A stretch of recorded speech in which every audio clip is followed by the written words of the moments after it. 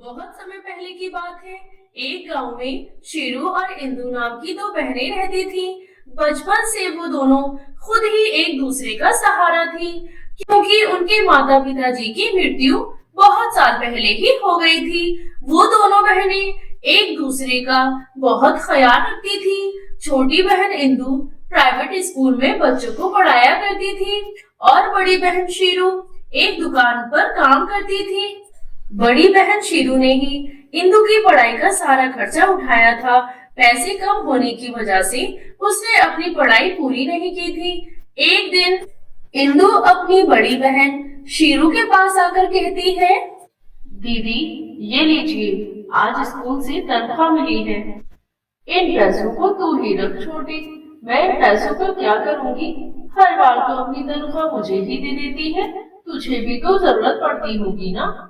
नहीं नहीं, मुझे किसी चीज की जरूरत नहीं होती, और अगर जरूरत होगी तो मैं आपसे मांग लूंगी।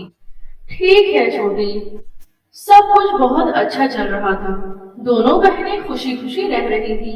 लेकिन एक दिन जब इंदु स्कूल से बच्चों को पढ़ाकर वापस घर आ रही थी, तो उसे रास्ते में एक किशन नाम का लड़का मिलता है। किशन इंदु को रोज देखता था।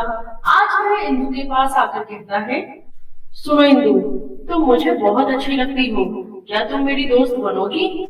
नहीं नहीं, मैं ऐसे किसी से दोस्ती नहीं कर सकती, मैं पहले अपनी दीदी से पूछूंगी, तब तुमसे दोस्ती करूंगी। इतना कहकर इंदु वहां से चली जाती है और किशन थोड़ा गुस्सा हो जाता है। एक दिन वो इंदु और शीरू को बाजार में देख लेता है, तो वहीं पर इंदु की बड़ी बहन शीरू से मिलने आ जाता है और इंदु से दोस्ती करने की बातें करता है। अरे, इसमें पूछने वाली कौन सी बात है? छोटी, ये लड़का मुझे अच्छा लगा, तुम इससे दोस्ती कर लो। उसके बाद इंदु और किशन की दोस्ती हो जाती है। लेकिन किशन जब भी इंदु के मुंह से उसकी बड़ी बहन की कोई भी बात सुनता था, तो उसे गुस्सा आ जाता था और इंदु किशन से ज्यादा शीरू की परवाह करती थी। ये सब किशन को बिल्कुल पसंद नहीं था। एक दिन वो अपने मन में सोचता है, शीरू और इंदु दोनों बहनों में बहुत गहरा प्रेम है। इंदु तो अपनी बहन के सामने मुझे कुछ समझती ही नहीं, इन दोनों को अलग करना ही अच्छा होगा।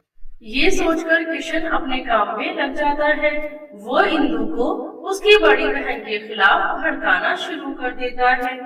देखो इंदु, तुम मेरी बात मानो या ना मानो, मैं सच कह रहा हूँ, तुम्हारी बहन तुमसे सारे पैसे लेकर अपने लिए कुछ बड़ा सोच रही है। देख लेना, एक दिन वो तुम्हें फुटपाथ पे ले आएगी और खुद बंगले में रहेगी। वो तुम्हारी शराफत का फायदा उठा रही है। क्या किशन, तुम भी कुछ भी बोलते हो, ऐसा कुछ नहीं है। दूसरी तरफ शीरू पैसे बचाकर इतने पैसे इकट्ठा कर लेती है कि वो जमीन का एक टुकड़ा खरीद सके। शीरू अपने मन में सोचती है, एक काम करती हूँ, पहले इन पैसों से जमीन खरीद लेती हूँ, फिर इंदु को सरप्राइज दूंगी, मुझे यकीन है वो बहुत खुश होगी। शीरू कुछ दिनों बाद ही एक जमीन का टुकड़ा खरीदकर उस जमीन के कागज को अलमारी में रख देती है और रखकर किसी काम में व्यस्त हो जाती है। थोड़ी देर बाद इंदु घर आती है।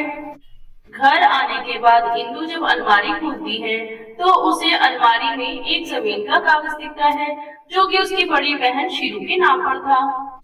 तभी वहां पर शीरू आती है और कहती है, अरे मेरी प्यारी बहन, तुम बिल्कुल सही समय पर आई हो, मैं तुम्हें ये बात बताने ही वाली थी।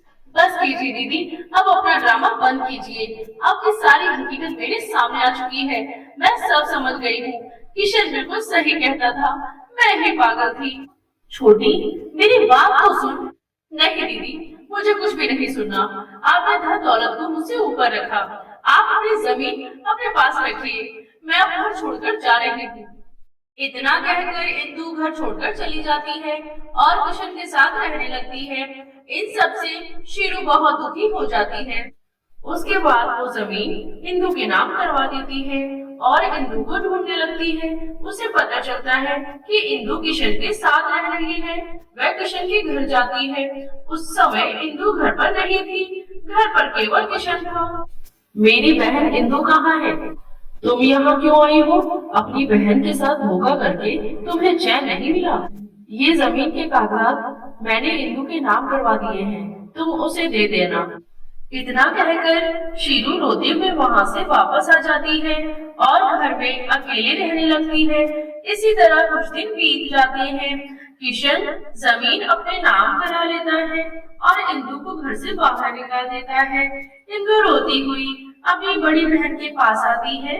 शीरू अब बहुत ही बुरी स्थिति में रह रही थी।